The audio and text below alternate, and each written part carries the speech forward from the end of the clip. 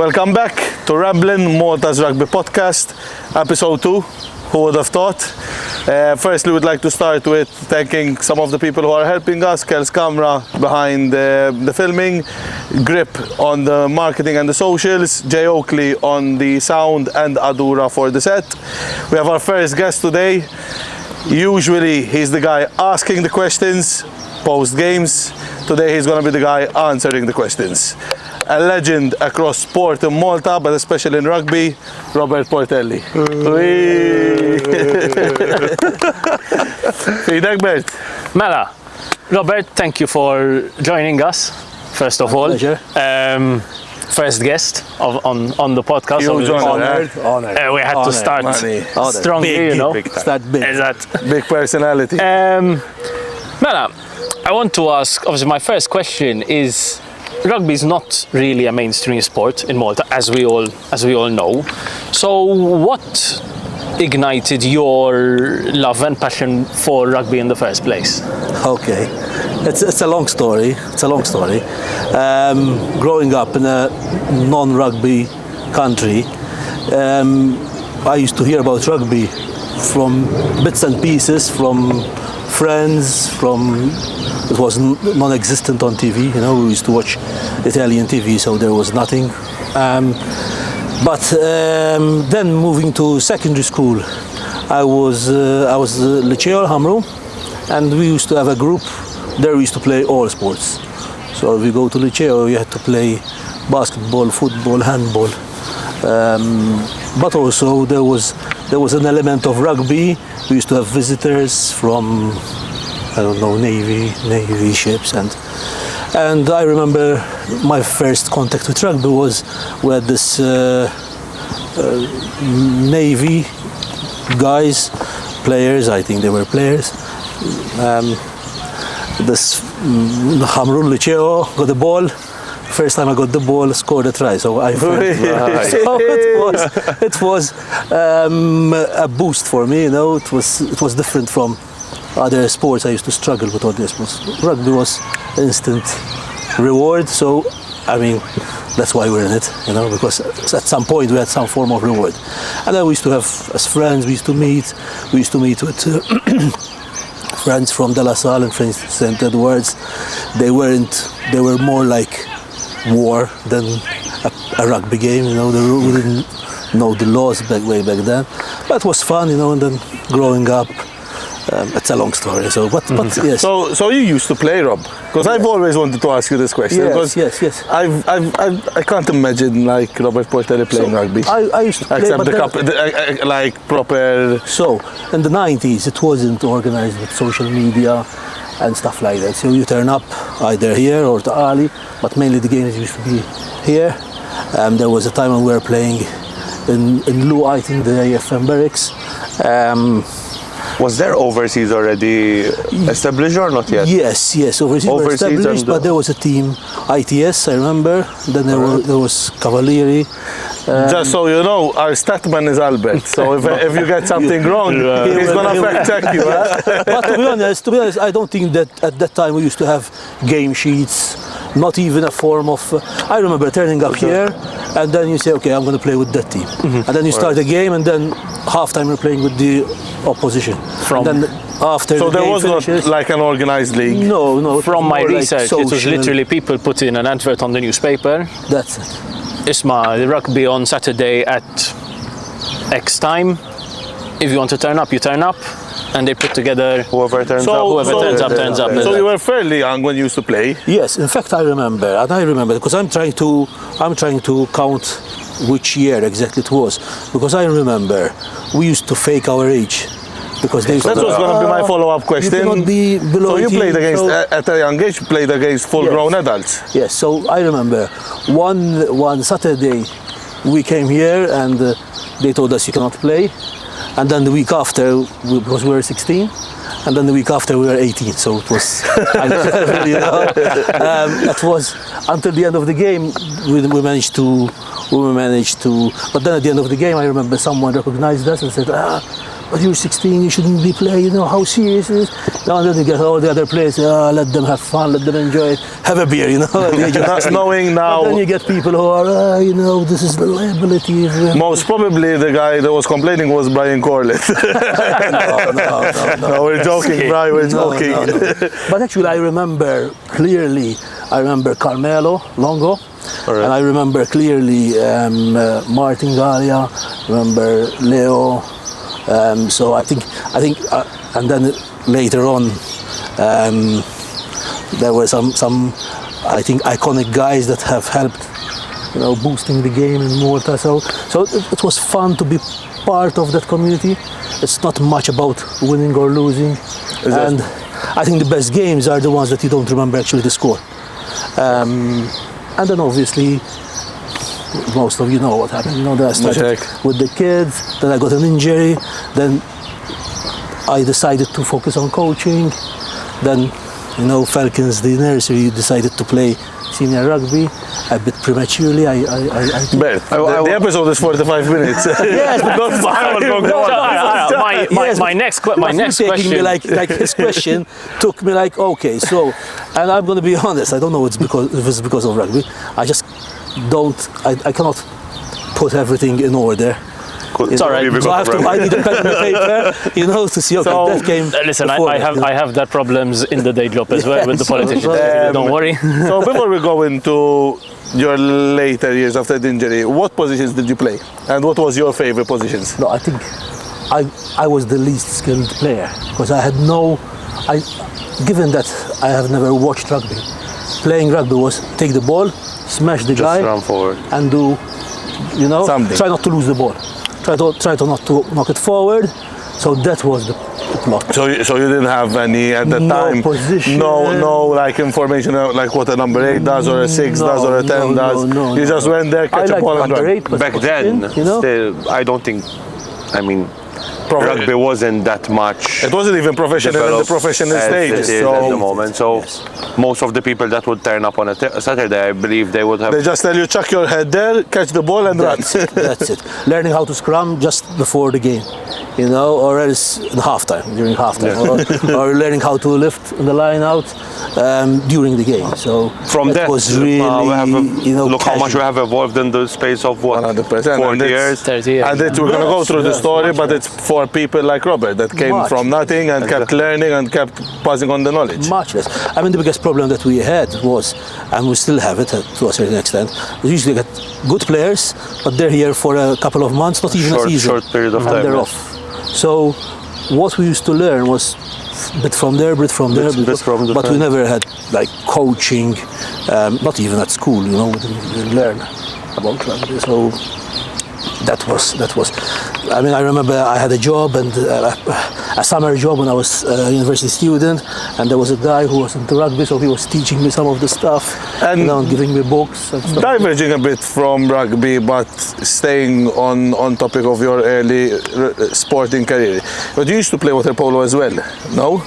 Or am I mistaken? I played water polo as a youth, but then when I was young, I didn't make it to seniors, and I didn't want to change clubs. So how did you choose? That's why, because you didn't want to change club, you chose to stick to rugby. Maybe I was too loyal. But then also I went to university and I was playing also handball. So I was trying to do all things. And if you go back, there were many players who were doing all three sports. 100%. You know, so. And why did then, once you got injured, you decided to dedicate your time to rugby and not water polo or handball? Okay, so yeah, rugby. I mean, the thing is, I don't want to be controversial, but I think at that point, it was. So I remember as a local guy who wasn't fluent in English, I had no access to rugby, and I could notice that those players, like I remember from the Liceo, who had tremendous potential, but just because they couldn't speak the language, they were either sidelined or never were willing to get involved. Okay. So it was a bit like I want to do my bit to help local kids to taste the sport, get a taste of the game, and eventually stay. But obviously, when you start something, everyone is willing to support you. But then after a couple of years, you're on your own, Dies down a bit. with just one or two persons. So I had to stick To rugby. So I'm going to be very honest. If I have to say, okay, is it better to play the sport or to coach it or to be as an administrator? The best in every sport is to play it. To play. Of course. But it was more like forced to coach and to stay But when you can't play anymore and you still find a way how you can contribute, that for me is a big reward definitely towards the guy that can't, for example, either by age or you give back a bit to the community that gave you so much during your time playing. My first injury, I was 23, so I was still young, but I could believe that I believe that I could do something that is useful for local kids, and obviously, I think again, kids give you a lot of rewards. They learn quickly. They reward you, and when you see, when I was coaching youths, I spent, I think, 5 years losing every game. But then after 5 years, you start winning, and then when you start winning, you want to win more. And then when you see, we used to play under 13, under 15, under 17, and eventually under 19, and then we did the Falcons senior team. So it was like something. You start something, but never plan to do the next or the following objective. That was going to be my next question. So, you started Falcons as youth, not as Falcons as a proper setup of a team. No, so Falcons. So I mean, I was. So when I finished my sixth form, I had no idea what I'm going to do. So literally, I went to university and said, okay, what I'm going to choose, and I said, okay, I choose physical education teacher, and that is when I started sort of getting involved with teaching kids. How did Falcons sort of start?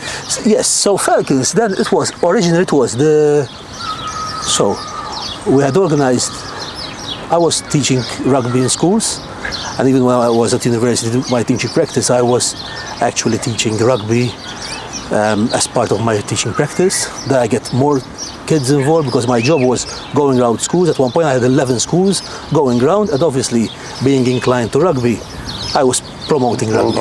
Then I saw a lot of interest. We organized a tournament in 2003. It was a big tournament with all the clubs involved.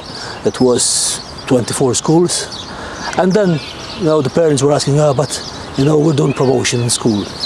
This is a success, but what's after follow-up? What's the follow-up of the... So the idea was to set up a youth nursery, a kids nursery, and then I think also at one point we used to have 120 kids here. So that's 2003. Between all clubs?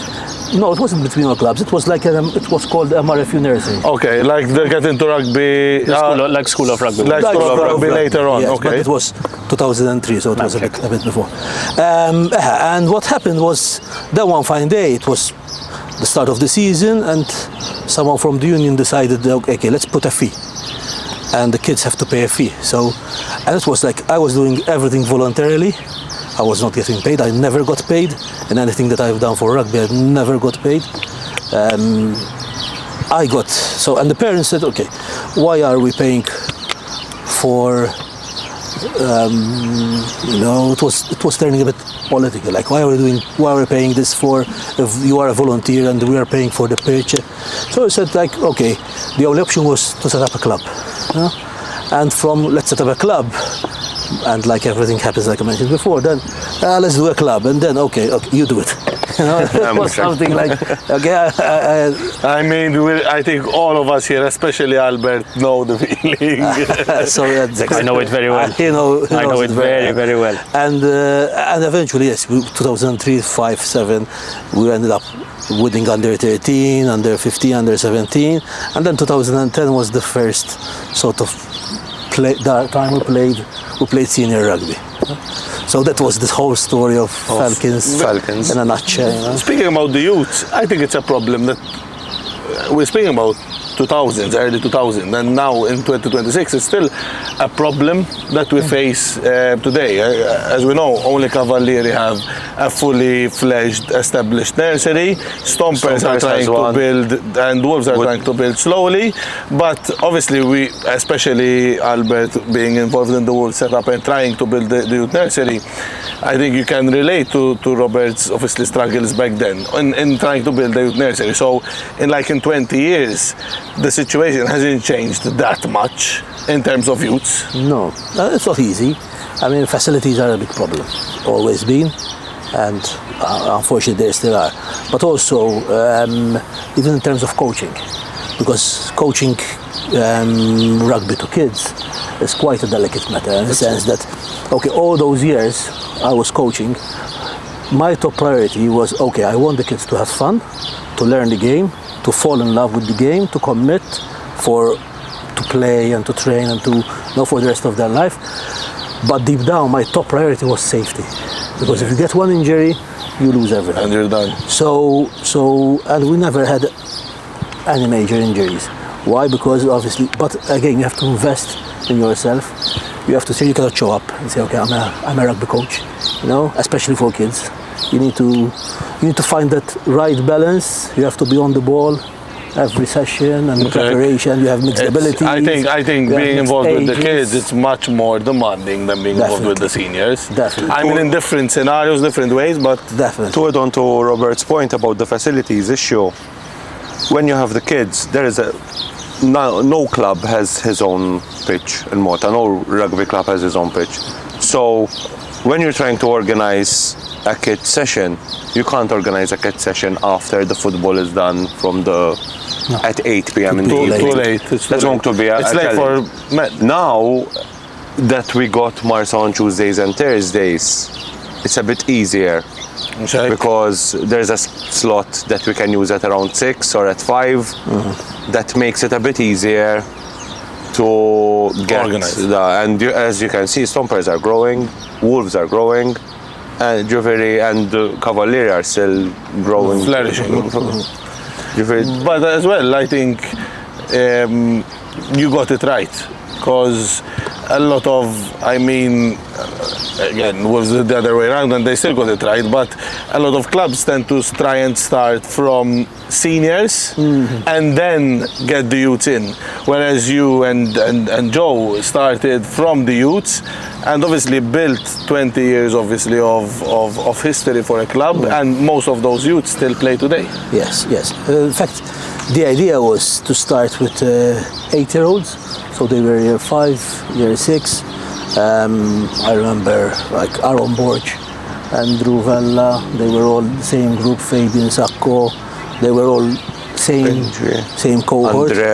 Andre, Nicky. So it was born mainly 94, 96.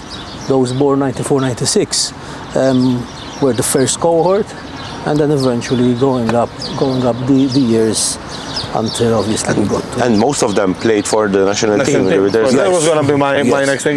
Yeah, so okay, maybe not because of the coaching they received as an 8-year-old, but because of the care and the as you said, your priority was safety and making them fall in love with the game. Exactly. That obviously led them for years of training to then be involved in the national team. I remember when we were playing youth, on paper we never had the best team. We never had those star players. But when you look, and especially sometimes I look at the photos, say, okay, he was a star player, we played against him, he used to score 5 tries, but he's after he turned 16, he's nowhere to be seen. He's gone. Whereas other players, they used to, I think the biggest difference, whether a player makes it or not, is how much he's willing to carry on when things go wrong, when things don't go their way. I think that is the biggest important thing to learn at youth rugby, because that's what you need. You get injuries. What do? You of course, 100%. You dig in, you work hard. And especially in youth rugby, some boys develop quicker than others. So then, when you're dominating in youths, and you come to the seniors, and then suddenly you're not dominating, if you don't have that mentality that you're saying that you need to keep on going, what's going to happen? I need to keep pushing. You're going to quit pretty easily. I used to have also issues with parents. For example, I used to have kids who used to reach their peak height velocity earlier, 2 years earlier, and I told them, listen, I don't want them to play at this level, because okay, they will score 10 tries, but they're not going to learn anything. And I remember I had parents who moved kids from my club to other club, but then they didn't last for a season, because they were playing without opposition, or maybe they were playing 2 steps higher or 2 steps lower. So again, you need, and that is what drains you, not the number of sessions that you do here in the sun and the rain. Sometimes we had no lights, sometimes it was flooded. It's convincing the parents, and I think that is the biggest challenge with youth. I want to pick up, so we spoke a lot about youths, now moving into kind of the senior side. I want to pick up a remark you passed earlier that you got into senior rugby a bit too early. 96. In what sense? 90, I think. So you as Falcons, I mean, really? No, Falcons, yes, because it was 2010, and we had those who were 92. Obviously, they were turning 18. Yeah. And it's not an easy decision when you get 6-8 players telling you, okay, thank you for all the service, thank you for 8 years of rugby, but now we're 18 and we want to move to another club. And it happened once, especially those who were born 91. We had a very small cohort to set up a team. But then in 2010, we had, I think, 8 players, and it was when we said, okay, let's try to scratch a team. No high hopes, but at least we get these players experience, obviously knowing that once we had those born 96, 94, 96 would be in a strong position, and that's actually what happened. But that meant that I had to play, that we had to get some players, from who were sort of on the fringes. But I remember, especially 2010, I think there were some of the best games I've had as a player and as a coach. And in terms of, I remember playing against Cavalieri. We were playing 30 men, imagine 30 Cavalieri at the time, they were at the peak, But we played full game, Obviously we lost, we got thrashed, got 80 something. Then that season we had another game against Overseas, 104, I think it was the biggest score, biggest loss that has ever been here at Marsa. But again, we lost. We learned, we enjoyed it, and we managed to keep all the youths, and actually we were attracting also other players from other clubs, because it wasn't about the winning or the losing, it was about the preparation, the camaraderie, what happened after the game, the third half. It was about a lot of other things that you get players, and I still remember some stories from that time that are made every effort worth doing, So. Bert, I'm going to direct a question to you now, not only to Robert. Do you think Wolves, subconsciously or not mimicked exactly, but based a bit their up and coming on Falcons and how they did? Because listening to Rob obviously speak, and having lived Wolves, they're up and coming, because obviously I wasn't involved in Falcons back then. It's kind of similar, like a lot of the players that stick by Wolves, and today some of them don't even play, but still come down every week to watch them play. It's the camaraderie and the preparation and the social aspect of it, of the brotherhood of rugby that built obviously the club. I don't know if there's like I think the journey in a way was different, because Wolves, as you said earlier, started from seniors rather than from youths, because that's kind of the reality of being a university club. Your main recruiting base is 18, 19, 20-year-olds at university. But yeah, it did take us 5 years before we actually entered the league. It might have been a year less had there not been COVID in the middle, but the jury's out on that. I'm not entirely convinced. And when we made that decision to go into the league, it was kind of along similar reason that, listen, we had players who were coming down to training week in, week out. Really at the time, we were actually training 3 times a week, not even twice a week, just because, one, it was fun to be within the community, and because we all wanted to improve. I remember some players were looking for the club to take that next step, which is ultimately to become a competitive club within the framework of the league, irrelevant of what the results were to end up being. We did have other players who kind of were in it for the fun of it, in a way, to be part of a social group, for the physical activity that it brings, who, when we went into the league, they were like, it's not quite what we're looking for. So it was a very difficult choice that we ultimately had to make, and in the end we decided to go into the league, and yeah, we spent obviously the first 2.5 years we didn't win a game.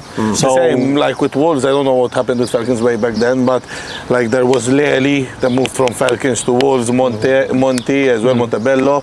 So you had as well some players from the fringes, from under Sean Gregory as well. I'm mentioning obviously Falcons players because they are who I remember, that moved to Wolves, that gave them a bit of a framework that allowed them to play obviously competitive league. I don't know if it was the same scenario back in 2010 with us, we were lucky because we were at a moment, at a period where there was the second division.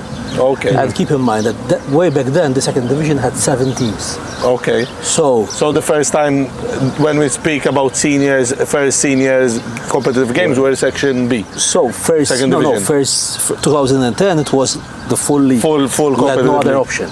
And obviously seeing how we were getting hammered, but everyone was believing in our dream. You know, I remember Don Hewer and Damien Neal, they really wanted us to stay, and they pushed to have a second division league. And actually at one point, I think it was 4 teams in the first division and 7 in the second division. I'm not sure if it was 4 teams or 5 teams. I think it was 4 or potentially 5 because there was Valletta. Yes. No, 4 with Valletta. So Cavalieri, obviously Stompers and Valletta. And possibly Alligators, I'm not sure. Alligators, yes. And then in the B team you had Falcons, Saracens at the time. Godzo. There was also Gladiators, potentially, Marauders. And then there were a couple of B teams, I think, as well. Then there was a Cavalieri B and an Overseas B. Overseas B for sure, because I remember early on when I start something, I just like to research a lot. And I remember early on researching Falcons, and one of the first videos I saw, don't ask me where, but I'm not sure.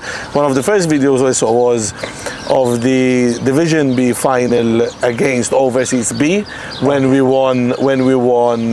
Falcons won the Division B. Yes. And there was like a sideline full of people, full of players with signs with the women. And when the final whistle went, I remember Benji jumping on Drino or something like that. It was something that dreams are made of. Luckily we experienced that winning the seniors as well. Going back to the point that you need to build a family sort of community, and this camaraderie around the club makes it sort of helps the club sticks together for longer. We were mentioning just now the Marauders, the Alligators, these clubs that they had this era of 4 or 5 years maximum, and they all died down. But when you look, for example, at Stompers or at Falcons or at what Wolves are doing or what Cavalieri have been doing for so long, they all have these group of players that have been stick to it through the good and the bad, recruiting other players in, joining the family. So you have that sort of chain for example, I remember last game of Cavalieri or the game before the last one, they had organized an open bar for their ex-players. It was something very, very nice to see. Yes, even some president for the last game. It's something that builds a community. You need to build you can't build a club only on getting only overseas managed to do that. But back in the day, I think one of what you're mentioning was actually what happened with Falcons when we had the clubhouse in Randy. So I remember Joe Borch, who was my partner in crime for most of the journey. We decided to open this clubhouse in Randy, and it was like all the clubs were coming there. You know, it didn't matter which team you played for, and you know, if you won or lost, or if you had a game or not, and everyone used to. And I remember once the games were called off, and it was chaos in that's something that we lost when we lost the 1970. That's something that we lost when we lost the clubhouse there. Yes. And then COVID, and now I think the clubs are doing the effort to start to rebuild it. That everyone has his home clubs and bars, and everyone's going after the games.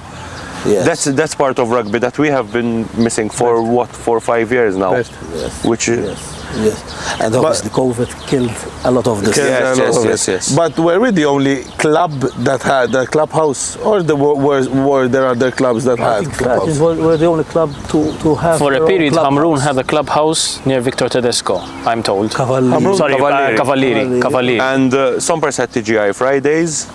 I remember. But that was like a sponsored bar. And Cavalieri actually used to run. From what I was told, like Randy, like Joe, it was the Falcons RFC sponsored, not sponsored bar. I stand to be corrected. But that's what I had heard once. Me and Martin got maybe the last 6-7 months. If we got 6-7 months in that bar, and in just 6 months there's a lot of censored stories that we cannot mention on this podcast. Yes. So having a home bar was class. I've seen things there. I've seen things that I've never seen. This is a censored podcast. We can't friendly. But to paint the picture, we're in the middle of Randy, next to the church, a very, very, very quiet village in Malta. And you find like 20 odd boys drinking, shouting, doing all nonsense in the middle of the drinking games. In 3-4 months that we and for me and him, coming from a football background into this rugby community, it's a culture shock. It's a bit of a huge culture shock. Yes. I remember. How old were you? We were 19. I remember our initiation, this is not censored, but our initiation was on the roof, having to drink a pint of shit, half naked. So, and we stopped there. So having a home bar was class, and I think it's something that we really, really miss. And because the sponsor bar as well, you know, there's other people with you, other people running the bar. You're limited on what you can do, and the third half is a big part of rugby. Last time I saw a video from the clubhouse, and there was Terence, who was still playing for Saracens. And he was on the chair and drinking, you know. I mean, he was. I don't know. We can't say drinking. No, we can. Drinking water, you know. And, we can't. Yes, and a lot of players who used to feel that the clubhouse was also. I was impressed. Players who trained, who because they were still, you know, trying to make it, they didn't even play for a single minute, but then end up in the clubhouse and contribute and, you know, be part of the family, and that is I think something we really miss. The heart of everything. So, Bert, we're on the half-hour mark. Okay. Give or take. You think we go with some quick-fire questions? So basically, we're going to do a small segment. Okay, quick one. We have what, 6 questions? Six questions. Quick fire. First thing that comes into your mind. Okay. Mela, favorite international team besides Malta? Has to be New Zealand. Okay. And that بالتيشيرت okay. represent. Best player to play with Malta? Hot question.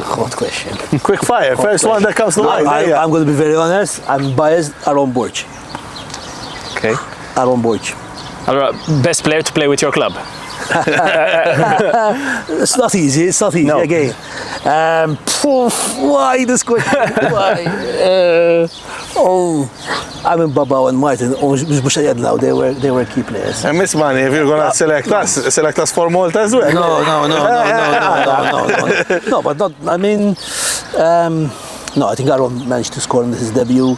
He scored difficult tries, but it's not so. Player for Malta, best player for the club. So let's say Aaron for the club, because Malta Aaron played one game for Malta. No, more. I think he played more. Aaron one cap, I think, has. If I'm not mistaken, he has one cap. And then he played youths, yes. Youths. But for the national team, he played one. I think best player for the national team. I mean, it's not easy for me. Come on, this is not easy to. Hey, it's purely subjective. No, I believe if I had to, I think Tom Holloway. Tom, it's a fair answer. I think when you analyze, if you see Tom playing, you say it's easy to say. When you analyze and you are an analyst and you know the player, how he adjusts the tempo of the game. And when every time there's a penetration in the defense line, most probably the ball has just left his hand. Obviously, fair. But in my opinion, the player obviously who gave 50 caps to the national team, and counting, and obviously he has his profession. So every time he's coming for the national team, like all the other players, but obviously making. Kids, commitments. Guys, this is quick fire. Yes, but I mean, you chose good questions, but you don't expect me to. For the club. Very good shout about Yes, no. Mela, even watching a match abroad or whatever, best player you've ever witnessed. So this includes if you've gone to. I think Bandiaki. I think when I saw him playing, and that. That is like his. Bandiaki's shadow. And you're sitting, more than 50 meters away, and you can actually hear that. The hit. I think yes. Fair. I wish I have seen other players obviously play, but obviously I didn't manage to see them like Brett Thorne or John Alomo. But. Bandiaki is one of those players you watch on TV, you think he is superior because you get the close-ups and you get the slow-mos, but then when you actually see him in real life, you say he's actually better than the slow-mos, So yeah, I relate. I met him more than once, and I mean, again, it's something that he's so down to earth. Totally, So all around the best player you think you've seen. Yes. Yep. Except when he's talking to their face. Happiest rugby moment? I think happiest. Happiest means one. I think happiest rugby moment. I think was winning the first league. I think there were many other happy moments, and winning with the youths was emotional. Finishing the first season, sticking everything together. But I think winning the first league was as a president. I think I can relate for sure with that. It was. So I have a question on that, so we can actually segue to continue the discussion. So obviously, once Falcons established itself, it seemed that it was in a kind of little middle ground because you had Stompers and Overseas by that point who were sort of quite ahead of everyone, and then you had Falcons and Cavalieri who seemed to be like kind of a step further down from those two teams in the years prior to when Falcons made that jump. How did Falcons come to make that jump which made them ultimately get to that point of winning the league? I don't want to repeat, but when we won the first league, we were in the best team. I mean, individually we didn't have the best players, and I mean Martin was there, Abao was there. They were still. It was only our third year. Third season. We had only one guy in the national team. Stompers had like 6 or 7 in the national team. Sorry, this is more of a question to all of us, Bert. I want to mention. I think one of the biggest factors of winning that league and that Falcons team that ended up being dominant and was dominant after his time was all the work that Pancho did as a coach of the club. I think Pancho, obviously he was one of the biggest factors to make that jump. And also, and I remember I used to have long discussions with Pancho, and he was all the time, calming me. He said, we'll get there. Let me work on this, and I admit that at one point I was thinking that he was not doing the right thing, but eventually when everything fell in place, I think he did a superb job, because as I was mentioning before, we didn't have the best set of players individually, but he managed to connect the team. Yes. And when I watch footage from those games, we were playing not nice rugby, nothing spectacular. At one point we used to have individual play, at one point we used to have unstructured play, but on the whole the whole team was a unit. So we used to get that, and even watching the season, we had first season that we played, we got third place, then second place, and then we managed to win the league. We have to also mention Antoine and Basile. I mean, yes, there was obviously Dimi. It was his first season as well. No, it was his second season. But those two for sure. Antoine and Basile played only that season, and Dimi played half a season the season before and played that season. And there was Brian Sassingham as well. So as well a couple of, apart from the nucleus of players that there was, that was a good 12, 13 players of the team. We had those 2-3 players that sort of gel everything together. We got Antoine as a 9 who was small, very nippy, very quick, very quick to decide. And we had a winger, Basile Chrétien, 7 tries, top scorer. Crazy fast. They used to come. Like a horse. And they used to arrive for the game straight after part of it. They used to stay up until the game to party, and they come, and like everyone would be like, in the first couple of games, everyone was like, but we're not going out. But then after the third game, and when they showed their quality, we were like, you do your thing. Yeah, but it works for you, trust the process. I think from my point of view, when I started the club, the players were at a certain level. In just 3 years, obviously from what I remember back in the day, from what I know, in just 3 years, with Pancho's coaching obviously, and Robert and helping in, and all the influence of them in a coaching point of view, you can see the improvement of the local players. Definitely. In just 3 years. So you had Martin and myself, who came from no rugby at all to obviously being quite dominant in the league as well. You had someone like Gabe Shikluna, you had Brendan who made the switch from Cavalieri to Falcons, and I think under Pancho really made the step. Benji Borch. There was and Aaron and Ryan.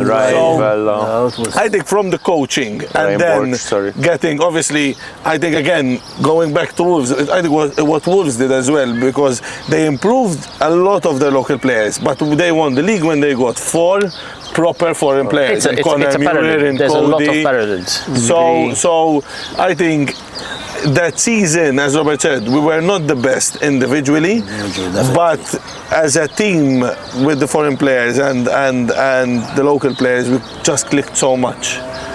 And I think obviously it's all.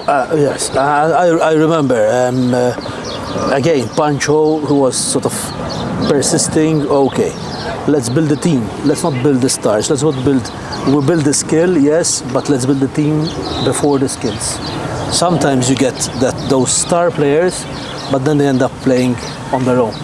When you have the team, and even the vibe was better. I mean, we had issues, because obviously we had this.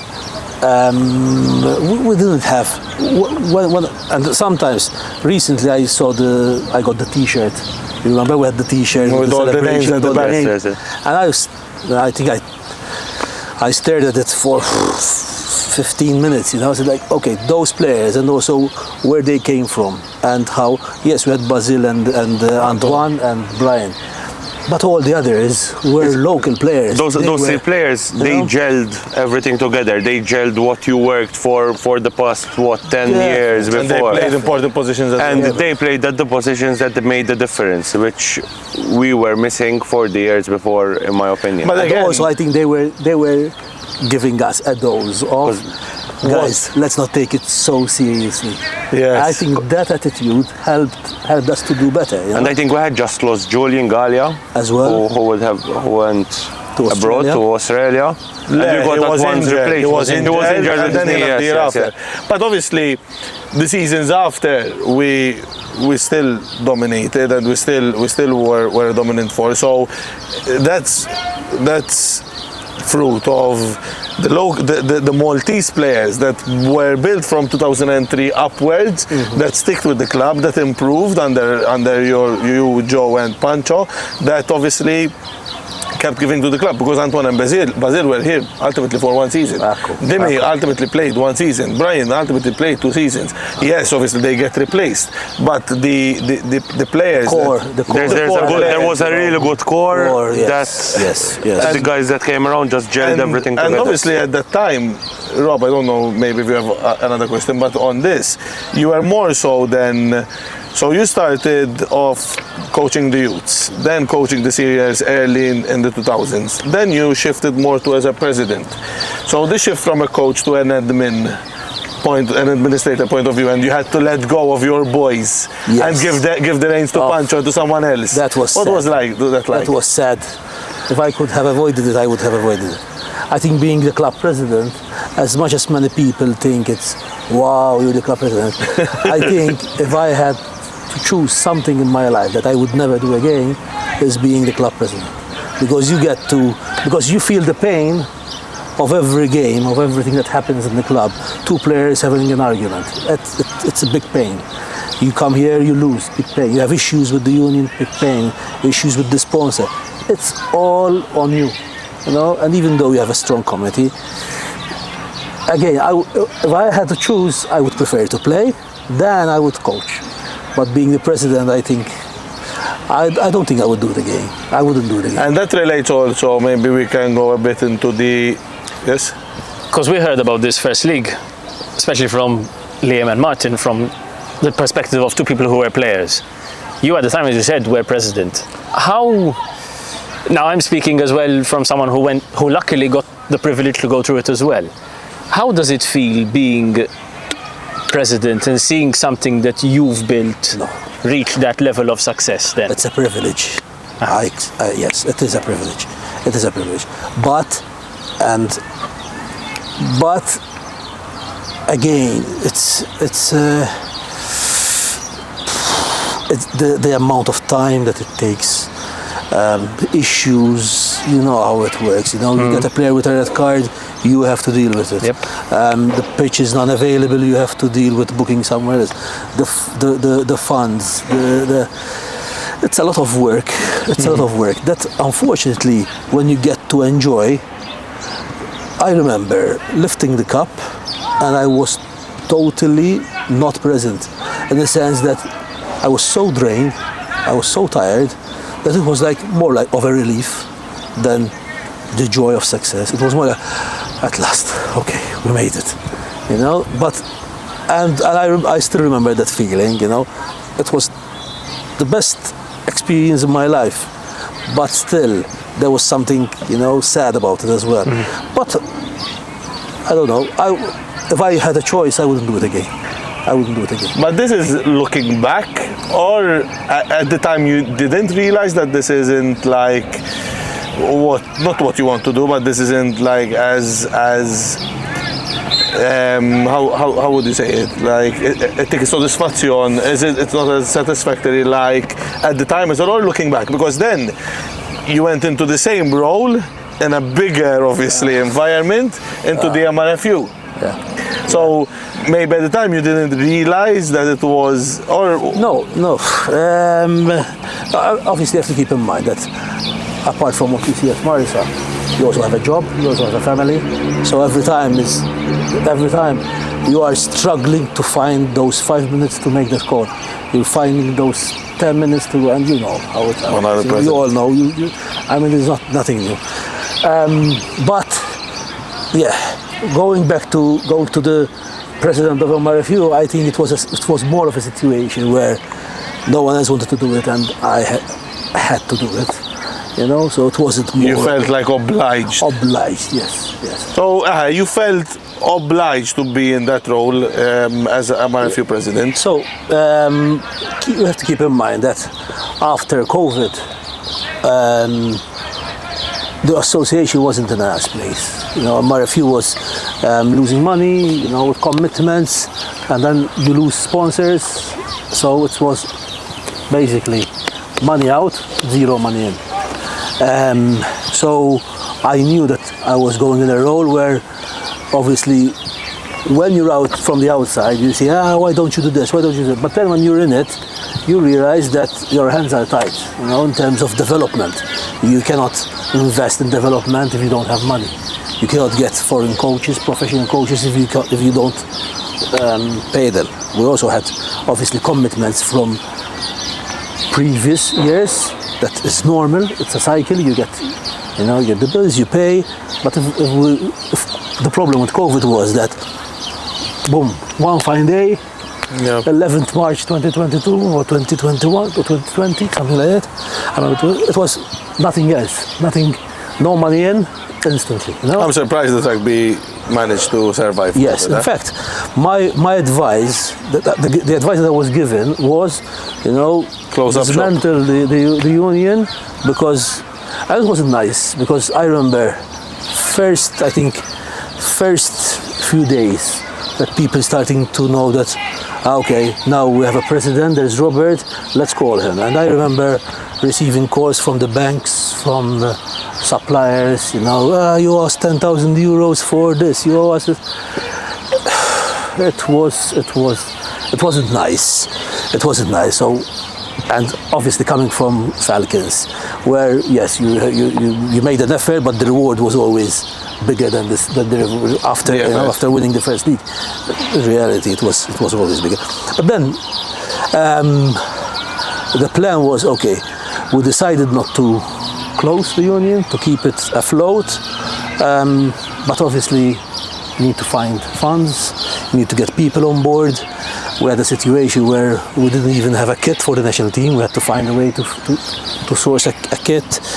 You need to get flights for the players. We had national team travel, and it was a moment where most of the time it was sort of my personal money that has to go in there, because if you have an overdraft and you have the bank calling you, you have to pay, you have to pay this, and you're going to give you charges, and then you cannot ask the bank, okay, I need 20,000 euros to fly a national team, So, so the financial took a big toll. But then I think, given the circumstances, we managed to stay afloat, and we managed to get the clubs on board. I think the biggest, the thing that I liked most was having, for most of the time, almost all the clubs on board. I think that was the biggest. Obviously, there used to be issues that are always a challenge. But our target was to get to trophy, and we're playing conference, and we got second place, and then eventually, a couple of months after I left, we made it to. I mean, the target was to make it to trophy the season before, but we didn't manage to get that bonus point in Andorra, which in a way, I'm going to be very honest, if we went up last year, I don't think it would have been good for us with the limitations that we had. But the national team, we had to get the pool of players bigger. Mm-hmm. I remember we didn't even have 25 players in the pool. By the time I left, we had 55 players. So that was one of the main targets, to get, obviously, push local players, also seek talent abroad. And obviously the GSSC, the Games for Small States of Europe, and then 2 silver medals, and then we got the bronze in Andorra. We also qualified for a trophy in the sevens. So, but as it was expected, it was a huge challenge. So some say we were not ready yet, but some say, okay, I wanted to go for the experience and then hopefully get an investment. A lot of challenges, facilities. I think my objective was to survive and at least get the union in the black.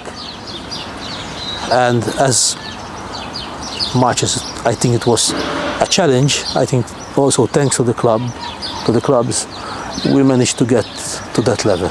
Obviously, after 3 years, I'd say not 3 years. I think after 2 years and a bit, I admit I was totally drained. The challenges we had with the facilities were obviously, there are some rewards, but I'm satisfied. Could have I done something better? Well, a lot more. If I knew what I know now, I think I would have done much better. But that's life, That's life. And I think with the limitations that you had coming out of COVID, where, as you were saying, there is zero money coming in, and the money, you had people employed with the union, you needed to pay the people. That's a challenge in itself. You need to pay the money to the coaches that were. Yes, we paid. And you have zero money coming in. It's really. We paid everything and everyone to the last cent. Everything and everyone to the last cent. So no one can say, okay, the union has a bad reputation because someone gave a service and wasn't paid. We paid everything, everyone, and thanks to World Rugby, thanks to Rugby Europe, thanks to CISC, allow me to mention by name CISC, because I remember. And one thing that I have to say, we were a bit unlucky, not in the sense, but we were playing in a group with Israel and Cyprus. Mm-hmm. Now keep in mind that Cyprus, since it was, I think they're still not ranked with World Rugby, we were winning all the games with Cyprus, but we were not getting the ranking point. That is one, so to see how unlucky we were. And then Israel, we had those issues with, are we going to play or not? And eventually we had a big blow when we had when we were supposed to play. We paid for everything, the flights and the accommodation, and we got nothing back from insurances or that, because Israel, because the flights were held, so the insurance doesn't pay you back. And this is when Malta didn't travel up to Israel to play. Yes, and eventually the flights were cancelled. I think the day or 2 days later, it was cancelled, and we had the Foreign Office, the Commonwealth Foreign Office, because some players had British passports. They told us they will not travel.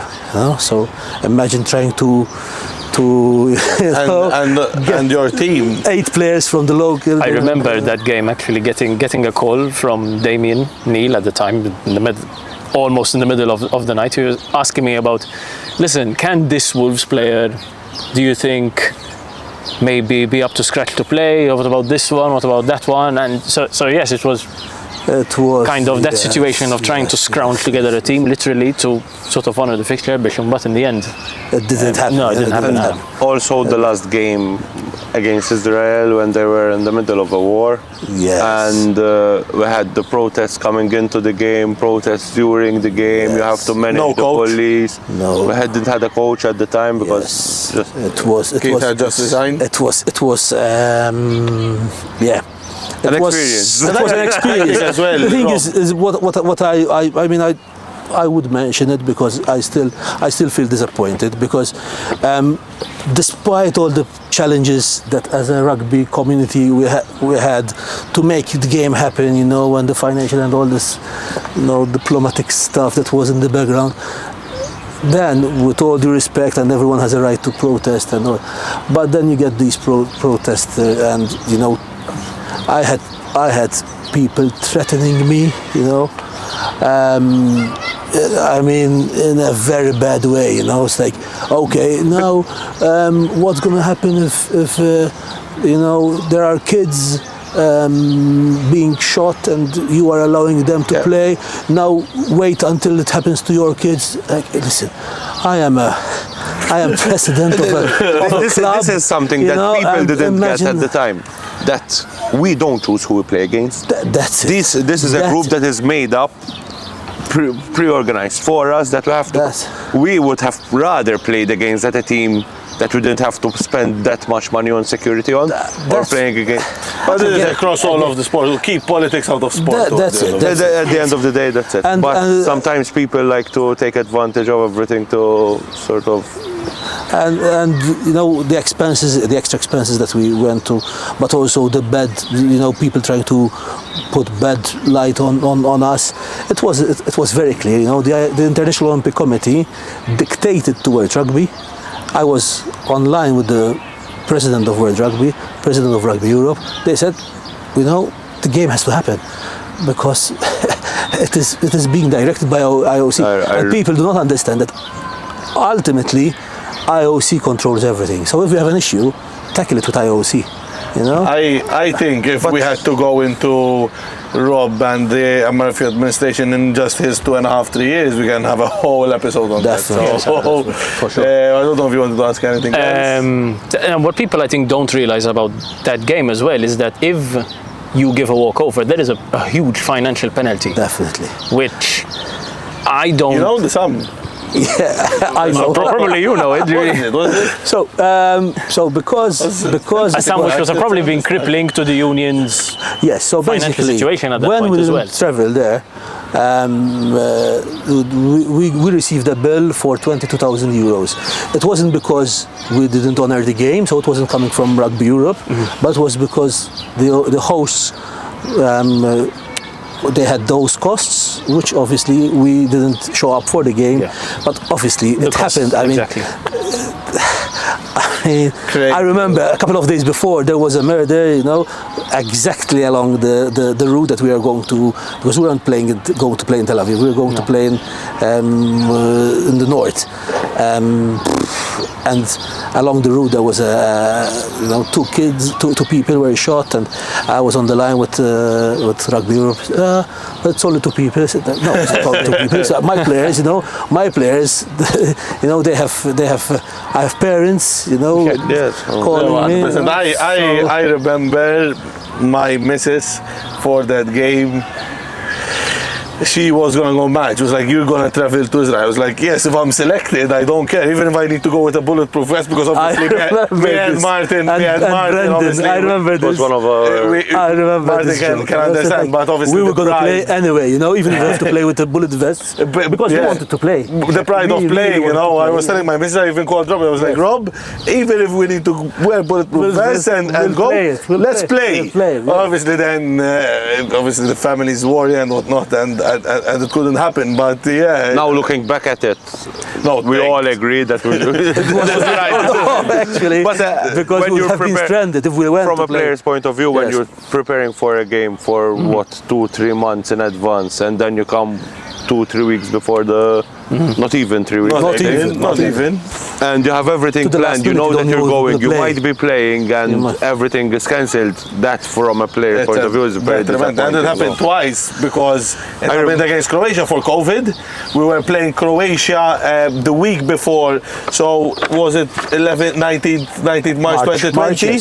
And we were playing the week after of 19 March 2020 against Croatia. And I remember I was selected, and I was in my room. It was going to be my second cap, and crying, like literally crying, because this happened. And so it happened twice. We lost 2 games for literally nothing. So it was sorry. Yeah. I remember one other thing, like when we were in Slovenia and we had to get swab tested before a game. For looking back at it now, it was really a stupid decision to go and play that game. So imagine one of the positive. players. Was this the game that was in the torrential rain? Yes, No. no. It is another the one. game. The only game that Taylor is a mid. It's a mid-play. Because I was injured. So, but, to put you in perspective, I don't know if you were the president or George no, was. Before. We were in this hotel in Slovenia, training together. We trained on a Wednesday, on a Thursday. On a Friday, we had to do a swab test. So we trained twice. There were people coming from the UK. The UK. This is the issue in the UK with COVID was much worse than it was in Malta. So we're training for 2 days with Together, these people. Together. in the same hotel. I remember me and Jeremy Jezza saying, Jez, if this swab comes negative, positive, me and you rent a car and we'll fucking leave Slovenia as fast as possible. Because we were going to be stuck there for what, 2 weeks? 2 weeks, man. And then maybe from a group of like 25 people, you might get one and another one, you might be stuck there for months because of this COVID situation. But no one thought about that. No, everyone thinks that he wants to play. No one thinks about the consequences that can happen to you. And also, we're always managing the squad like on a string. So if we can take a squad of 23, we never take 25, 26, 28. You know. So we don't Not now, man. No, it's Now better. minimum Now I'm 30. happy. Honestly, I'm really happy now because now it's Of how course, it should be. It's how it should be. You know? It's money. We can do a whole episode, especially Definitely. on the administration of MRFU under your reign, Rob. So I think we try to limit the episode. The last question. Obviously, now you've been a year out of Yes. MRFU, not with any clubs. You're still here for most of the games with ruggers and watching. Which everyone appreciaes, but Exactly. Thanks. Where do you see Maltese rugby? What state do you see Maltese rugby in right now? Both as a national team and at club level. And where do you see that the sport needs to move forward? I think as much as we love rugby and as much as this is nice, the community is nice to see. The last few games, good turnout. I think we still have to keep in mind that rugby as an ecosystem is very fragile. So I think the most important thing is that we keep rugby first, and as the most important thing, rugby as the game. I think sometimes we lose so much energy, we waste so much of our time on conflicts between clubs, on petty issues, that sort of we miss the woods for the trees. We waste opportunities. And opportunities don't wait. We have to work for youth. We have to push for the women's game because we need. There's an area where we need to develop schools, facilities, funding, media. There's so much that there is left to do. That I think. On the other hand, coming here as a spectator and also doing some stuff for ruggers, I really feel that I'm so honored, so proud to be part of this community. Because every time I'm here, no one says, because you are ex-Falcons, you are ex-president, or everyone's coming with beers, everyone is helping out, and everyone is collaborative. So I'd say, hand on heart, I think everyone. I consider them as my friends. So I think, and we are really lucky to have this community, and let's protect it. Let's make sure that it goes for another 40, 50 years. Very good. The future of Robert Portelli? Honestly, I don't know. I think We'll keep it as a secret for now. no. I want to enjoy it. I want to the- enjoy it. I want to enjoy it a bit.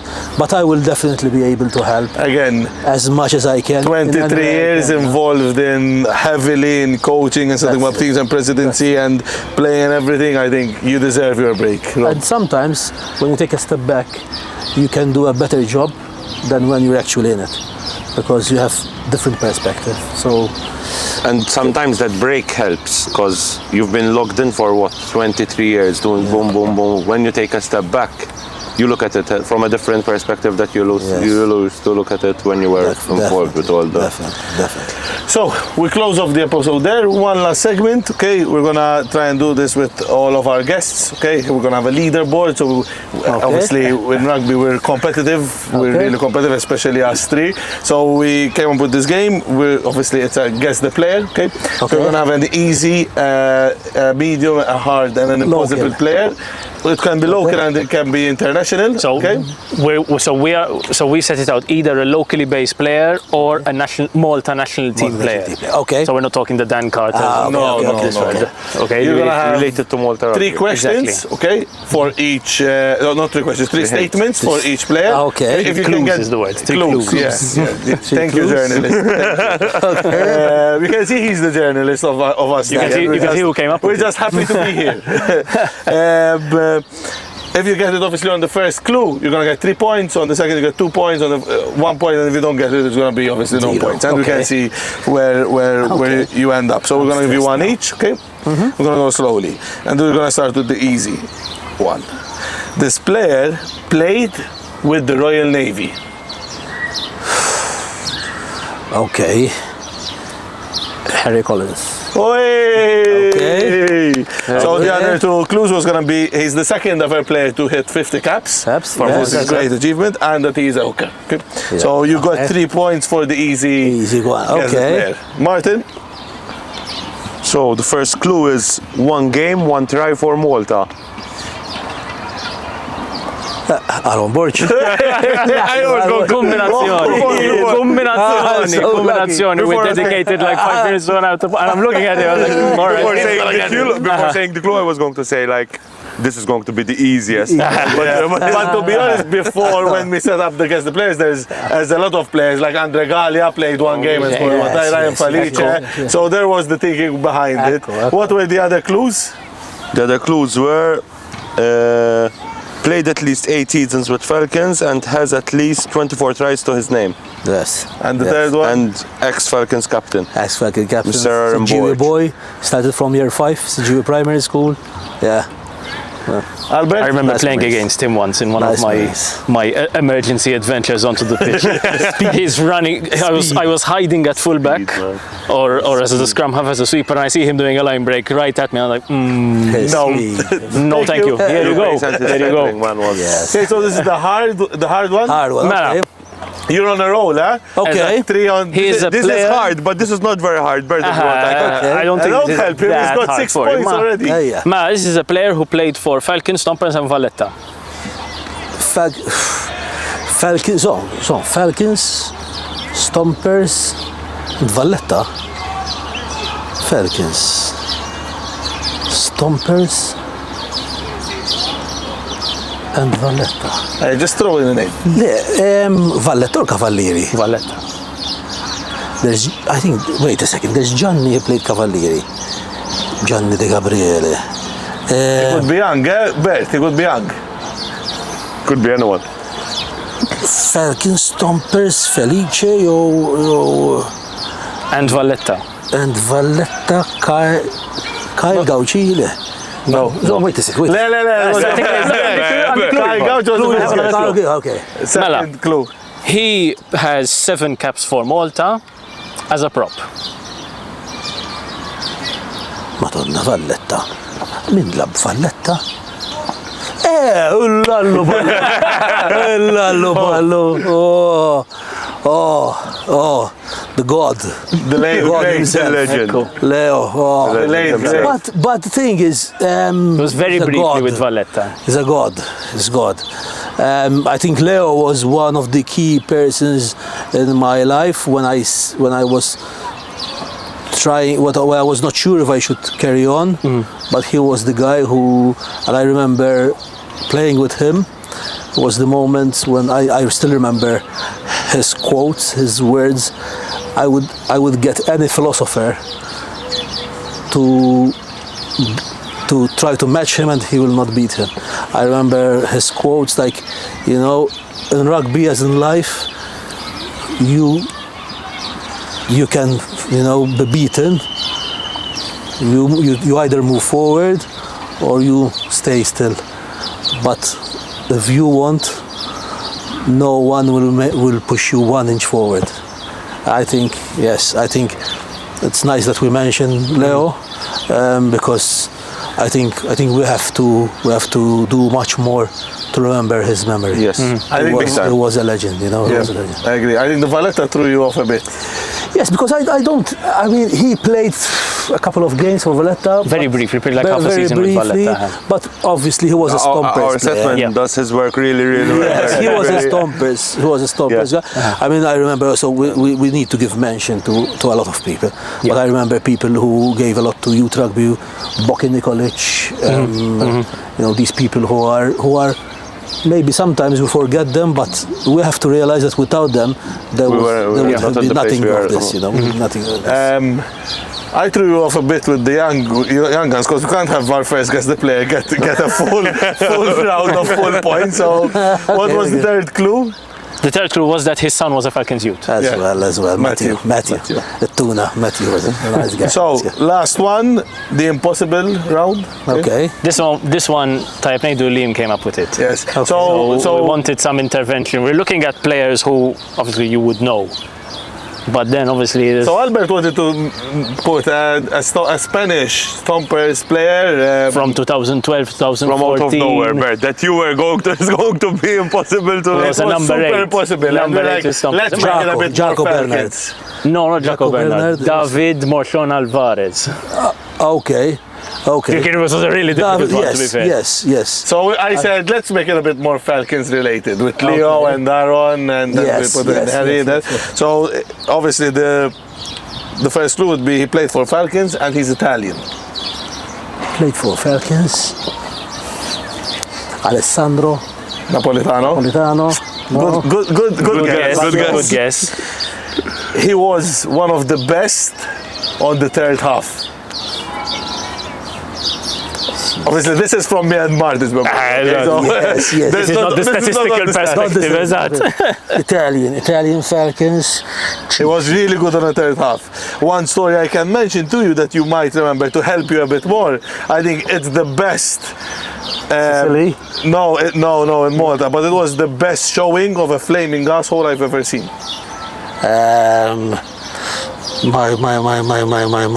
مش دانيال مش Italian. My. We didn't have many Italians. We didn't have many Italians. I'm completely lost with this one. بيش يبدأ at least. Give me the last clue. Italian, third half. He was a ginger lock. He played second row and he was ginger. So I gave you 2 clues in one. And long hair, so I helped you a bit. Crazy haircut, crazy hair, I was going to say. He played briefly when me and Martin were starting. Italian. No, I'm lost. Sailor. Fail. He was a sailor. His surname starts with a C, Yara. And his name starts with an F. FC. You're still getting 0 points. That's getting 0 points. But wait, this is Francesco Cerdilia. You remember Francesco? So my statement. He was he like, played. but he was more third half. Yes, that's why I said. But he played, I have him in starting 15. So my statement, God. best on the third half, was correct. Francesco. Wow. Nice memories. Yes. Nice memories. So we've got 3, 6, 6, 7, 8 points from a possible 12. That's Nice. That's good. That's a good start. That's no good start. stress. No stress. Good no effort. Stress, no stress. Yeah. Closing? Yes. Obviously, thank you very much for this hour and a little bit of your time. Thank you, Liam. Thank you, Martin. Thank you, everyone, for following us. You can find this podcast on all our social media, all your favorite podcast platforms. And until then, we'll see you next time.